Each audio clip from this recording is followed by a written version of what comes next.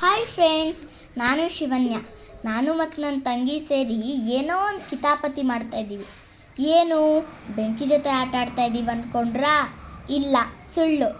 ನಾವಿಬ್ಬರು ಸೇರಿ ಒಂದು ಡಿಶ್ ಮಾಡ್ತಿದ್ದೀವಿ. ಯಾವ ಡಿಶ್ಶು ಗೆಸ್ ಮಾಡ್ತೀರಾ ಅಥವಾ ನಾನೇ ಹೇಳ? ನಾವು ಗೆಣಸನ್ನು ಸುಟ್ಕೊಂಡು ತಿನ್ಬೇಕಂತ ಇದ್ದೀವಿ. ಆ್ಯಕ್ಚುಲಿ ಗೆಣಸನ್ನು ಸುಟ್ಕೊಂಡು ತಿಂದ್ರೇ ಬೇರೆ ಟೇಸ್ಟು, ಬೇಯಿಸ್ಕೊಂಡು ತಿಂದ್ರೇ ಬೇರೆ ಟೇಸ್ಟು. ಗೆಣಸನ್ನು ಸುಟ್ಕೊಂಡು ತಿಂದರೆ ಸ್ಮೋಕಿಯಾಗಿ ತಿನ್ನೋಕ್ಕೆ ಚೆನ್ನಾಗಿರುತ್ತೆ ಅಲ್ವಾ? ಸ್ಮೆಲ್ಲೂ ಅಷ್ಟೇ. ನೋಡಿ, ಇಲ್ಲಿದೆ ನಮ್ಮ ಗೆಣಸು, ಚೆನ್ನಾಗಿ ಬೆಂದಿದೆ. ಈಗ ನಾವು ನಿಧಾನಕ್ಕೆ ತಣ್ಣಗಾದ್ಮೇಲೆ ಸಿಪ್ಪೆಯನ್ನು ತೆಗಿಬೇಕು. ತೆಗೆದಾದ್ಮೇಲೆ ಒಂಚೂರು ತುಪ್ಪ ಹಾಕ್ಬಿಟ್ಟು ತಿಂದರೆ ಸಖತ್ತಾಗಿರುತ್ತೆ. ಬಾಯಲ್ಲಿ ನೀರು ಬರ್ತಿದೆ.